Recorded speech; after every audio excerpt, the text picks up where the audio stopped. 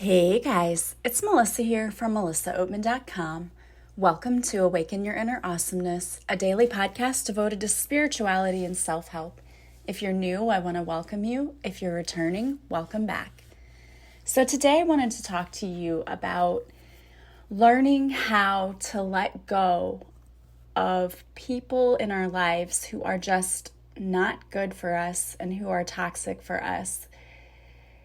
I decided to do this topic today. I know that I have talked about being in toxic relationships in the past, but I was doing my Facebook Live the other night, and as I pulled a card for one of my listeners, I just felt such a heaviness and sadness in pulling the card, and the card was about letting go. And it reminded me of my own personal story and how I, for so long, kept trying to hold on to something that I knew was not good for me. And all of my family and friends would say, you need to let go, you need to get out of this. And I, even though intellectually I knew they were right and I could understand what they were saying, it was still hard when I was stuck in the middle of this situation. And I felt so confused and crazy. Like I was the one going crazy, not knowing what I was really supposed to do, because there was a part of me, and I think that there are a lot of you out there who are probably the same way. This people pleaser in me and this empath in me felt this strong need to save this person. You know, this was my ex, and I couldn't save him, and ultimately no one could save him, and we see that in the end of what happened. But I think that there's so many people who are stuck in relationships where we feel like we're someone else's savior, and like we've been sent here, and our duty and our purpose is to save this person. And I'm here to tell you that you cannot be anyone else's savior. You can't save anyone else. If someone wants to change and wants your help because they're changing, that's one thing, and you're still not that person's savior. They still have to do it on their own. You can assist them, but I'm talking about relationships where the person in question is never going to change. They just don't have the capability to see that they need to change, and they don't have the desire to change. And they're vibrating on such a low frequency that they don't even understand what they do to other people. Because I truly believe, even though I know that there were times when my ex was very cold and calculated, like I remember one time I was trying so hard to go to sleep. I was exhausted. And, my ex didn't want me to go to sleep because, he thought, you needed to perform my wifely duties, right? And I was exhausted. I just wanted to go to sleep. And he decided that if he didn't get what he wanted, I wasn't going to get what I wanted. So I remember that he, first of all, took all of the covers and pillows off the bed so that I wouldn't have, any covers or pillows. And then he was like screaming and making noise. So I got up and I crawled down to my living room because we were in an apartment at this time. And I grabbed one of the blankets that we had on the couch in the living room. And I don't even think I had a pillow, but I was laying on the couch. So then he came down to the living room and he turned on the stereo as loud as he could. I'm surprised they didn't call the police on us. And so I crawled to the one place where I thought he won't do anything. I crawled to the baby's room. They were both asleep. It had taken me, you know how it is when you have two of them and you're trying to get them to sleep at night. I mean, it had already taken me a while to get them down. They were finally down, so I thought, okay, well, I'm going to go sleep in their room because he won't mess with me there. So I went to the baby's room and I was laying on the floor, and I didn't have pillow, blanket, nothing. But I was so tired, I just wanted to go to sleep. So I'm laying in the middle of the floor in between the two cribs. And he opens the door, flips the light on and off several times, and screams, "Wake up, babies!" And so, of course, they both started screaming and wailing. And So then he left the room, and I had to pick up both babies. So I, had to get one out of the crib and then get the other out of the crib. And I'm laying in the floor, rocking them in the floor, back to sleep, bawling my eyes out because I'm so tired at this point that I just couldn't even, I couldn't even think or reason. And I was just so emotional and just, I don't know, that was the turning point in my life because to me, I thought, okay, he does this stuff to me, but that night it affected the kids, right? He woke them up, and I thought I never would have expected him to do that. And I got them down, finally rocked back to sleep, put them each in their crib, and I was laying on the floor, and he came back in and was like, it's like a light switch went off. He was a totally different person. Apologetic, you're an angel, oh my gosh, I can't believe I did this to you. And that is what would draw me back in every time, because it's almost like he had two personalities. The one personality was like what fairy tales are made of, right? Opening the car door. I mean, I remember when I first went out with him on a date with him, I thought, he's too good to be true. Like, there's something not right here. And I really, truly believe I was picking up on the fact that that part of him is an act. It's an act. The good part where you think, this is why I stick around, is that little bitty part in him that's so good. And the thing is, that's the part that's the act, really. Because they know how to turn on the charm. They know how to manipulate you. And it's seriously, I was so confused for so long because I thought, who is this person? Like, it's literally like he has two personalities. And my family, we talked about that. In fact, we called him, we had two names for him, like Luke and Duke. It was like Luke was the good person and Duke was the bad person, because it was like almost like he had a split personality. It was the most bizarre thing ever because he could go from hot to cold so fast, and you didn't know what was going to trigger it. I mean, sometimes it was like nothing that would trigger it. And when it was bad, it was like he was, and I mentioned this, I talk about this in my book, and I honestly, in my book, I did not go really, really much into detail about how scary and how bad it got, because my book was not meant to just trash my ex. That wasn't what it was about at all. And in fact, my mentor said, you need to include more of the stuff that happened to you. And I was like, I just don't know. And she said, well, that's what people are going to resonate with. And my publisher said, no, I don't think you need to, because it's not about that. You're about healing women. But I can talk about it here because it really, I think it does help you to understand if you're going through this situation, or if you know someone who is, this is why it's so hard to get out, because they can turn on a dime and turn on that charm. And like, he would turn on the tears. I talk about that in the book. He would turn on the tears, and I would feel horrible. Like, oh my gosh, I'm so mean to him. Me, right? Like, I'm the one who's mean. But that's how it felt. And, it would be like, you don't understand me. And, I love you so much. And you're such an angel. And you're the best thing that's ever happened to me. And that was one personality. And the next was like, you're calling me every name in the book that I can't even say on here. That I mean, the first time I heard him call me those things, I was just shocked. And you would think that, well, why didn't you leave then? That was your first, and here's the thing. I did leave. I left. And my family's like, you need to leave. So when we first started dating, I left. I left for about a month. And I didn't know this at the time, but I guess he was like stalking my house, and he would park across the street. And so one day when I was home by myself, he came up to the door and turned on the charm and, was the perfect Southern gentleman, right? Like, that's how he acted. And it was like a completely different person. And it's like, I've changed. I know, I see the error of my ways. I know what I did. And laid it on so thick that, I ended up like right back in where I was. So I know how difficult it is to get away, because it's not like I just made a clean break and that was it. That's not what happened at all.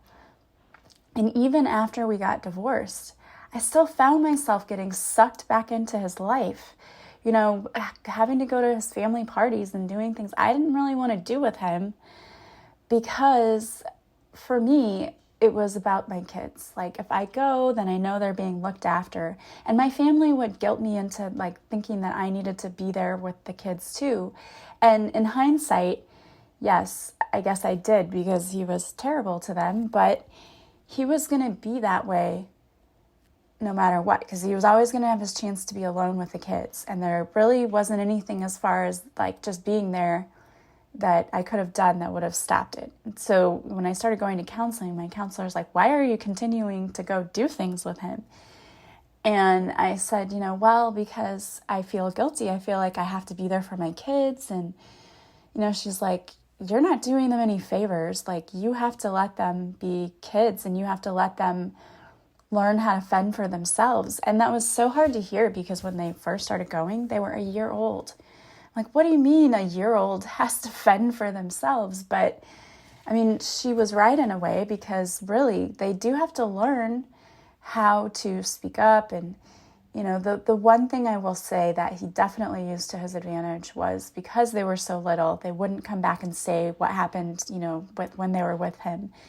And he immediately began telling them they better not say what was happening when they went with me. He had a whole secret family, and I didn't know about it, and was still trying to still get me to get back together with him while he still had this family.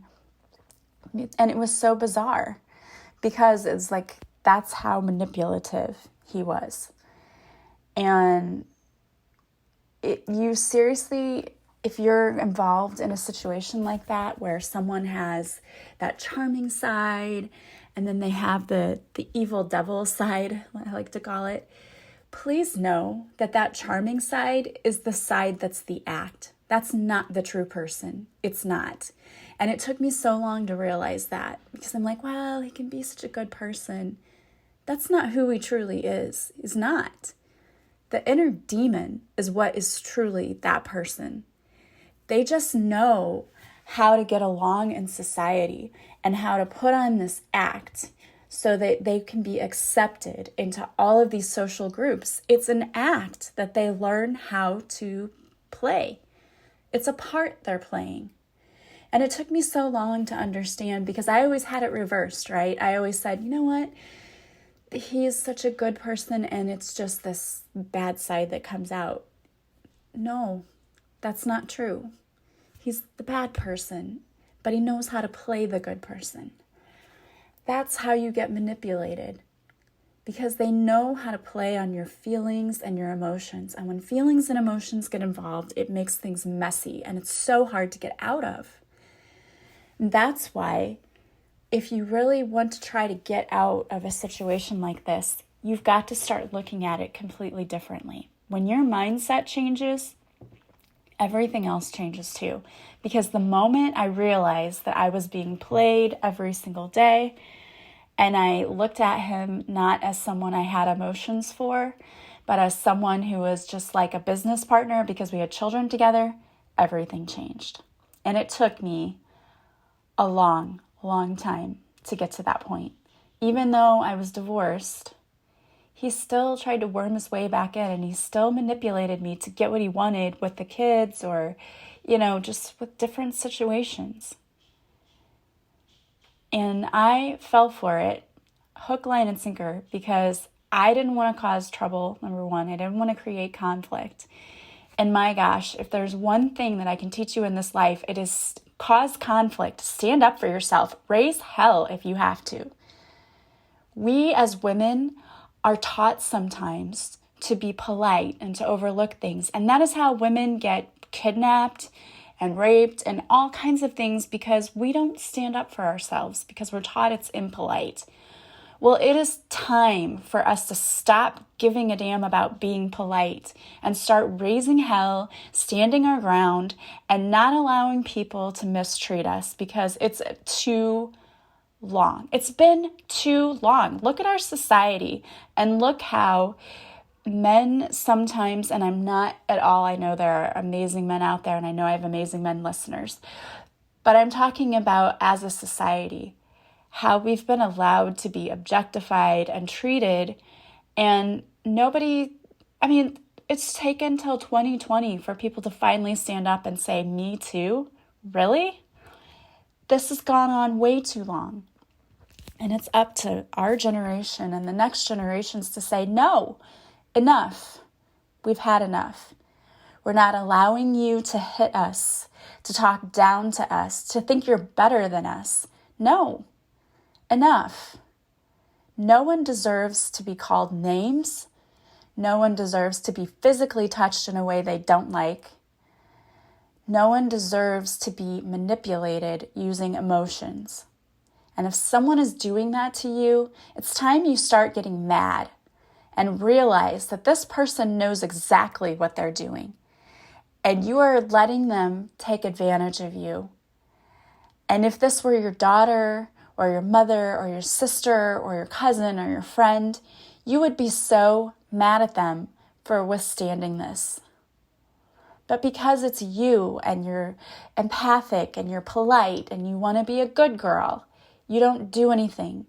You just allow this person to come in and manipulate you and walk all over you like you were the doormat. And you're not a doormat.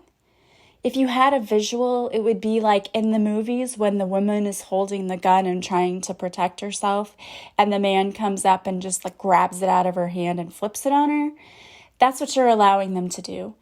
You're allowing them to violate you in every possible way, in the worst way. Because when someone violates you physically, those scars will heal, a bruise will heal. But when someone's violating you emotionally and they're manipulating you and taking advantage of you and abusing you, that stays with you. That lowers your self-esteem, your self-worth, which lowers your vibration. And all kinds of awful things happen when you allow that to happen. And as I said before, if this were a family member, you wouldn't stand for it. And you have to start taking care of yourself and seeing yourself as the queen or the king that you are. Because you know what? This isn't just about men and women, like men abusing women. There are women who do the same thing to men. And I'm sorry if you felt like I was just talking about it from that direction. There are women who are just as awful to men and do the same thing. And here's the deal. I'm just telling you from my perspective, and I happen to be a woman, but I have seen it go the other way too. I have seen women who are so manipulative and they take advantage of nice guys, and it's terrible. No one should ever be allowed to take advantage of your kindness. Kindness is not weakness, but you have to set healthy boundaries. You have to tell someone, you're not going to treat me this way. And setting healthy boundaries is hard, especially if you've never had any. But two things will happen if you set a healthy boundary. Either the person will be like, well, I can't get what I want anymore from this person, so I'm gone, which good riddance, bye-bye. Or the person will say, you know what? I'm going to respect that boundary, and I love that person, so I'm going to respect it, and I'm going to be better. But I'm here to tell you that if someone is as screwed up mentally as my ex was, they can't change. I'm sorry. I just don't think it was possible. He waited way too long to get help. It's possible if when they're younger, they get the help. I guess I shouldn't say no one can ever change, but it is really, really, really difficult if they've been in that state for so long and been allowed to do what they do for so long. Because I don't even think that he saw what he did as evil. It's just, I have to win at all costs. That was the attitude. I have to win at all costs. And to earn your trust, I'm going to lie about who I really am to give you a sense of false security, and then I'm going to get my way, and then I'm done with you. And it's sad that people treat others like they're disposable. But there are so many amazing people out there who know how to treat others. Don't waste your time and energy on someone who doesn't. If you don't see your worth, how in the world do you expect someone else to? It's got to start with you. You've got to know and understand that you are so divinely loved. I think it makes the universe so extremely sad when we don't see our worth, because you were created with divine love, and the divine had so many amazing plans for you. And being stuck in a life that doesn't fulfill you, that makes you cry, that isn't what it's all about. That's not where it's at, ladies and men. The universe wants you to recognize your own worth, see your own beauty inside and out, and to find people who also see it.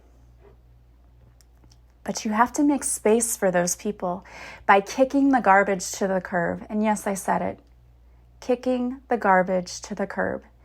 Because anyone who mistreats a beautiful child of God, in my eyes, is garbage.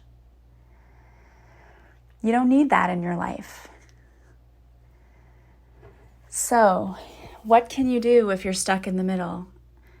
One of the best things you can start doing is to start looking at this situation like a third-party person and say, okay, this isn't happening to me. It's happening to my daughter. It's happening to my best friend. It's happening to my mom. It's happening to my sister, to my brother. What would I do? Would I allow them to be treated that way? Or would I step up and say, you got to get rid of this idiot. This person's ruining your life. What would I do? And if you would step up and say something to someone else, that's your clue that it's time for you to step up and say something for yourself. Set that healthy boundary. Do some journaling and reflective exercises. Why do I allow someone to walk all over me? Why is that? Where does that come from? Did my parents walk all over me? What is that about? It's time to do the inner healing work. To stand up for yourself. I have a prayer today that I want to share with you that I think might help some of you, and it's about setting boundaries in your life and helping you dissolve patterns that are just hurting you. So I'm going to read this prayer, and you can close your eyes and say it with me, or you can just listen and feel it in your heart. We're going to say a prayer to Archangel Michael. Dear beloved Archangel Michael, please assist in dissolving any patterns that I have adopted through my soul's journey, modeling from parents or society, genetic or otherwise, so that I may have healthy boundaries in my life and in all of my relationships. Amen. All right, guys, and if you need help getting out, and sometimes you do, I had to go to counseling. If you need help, there are awesome counselors out there, even working with a spiritual counselor. If you want to work with me with coaching, don't hesitate, okay? It's not a sign of weakness to ask for help. It's a sign of strength and wisdom. Don't do this alone. If you have people who can support you, let them. All right, guys, I wanted to pull a card for you today, and the card I pulled is from the Healing with the Angels deck by Doreen Virtue, and it's balance. Balance is so important in your life. When one area of your life becomes out of balance, it throws everything else off. So it's super important right now that you have balance.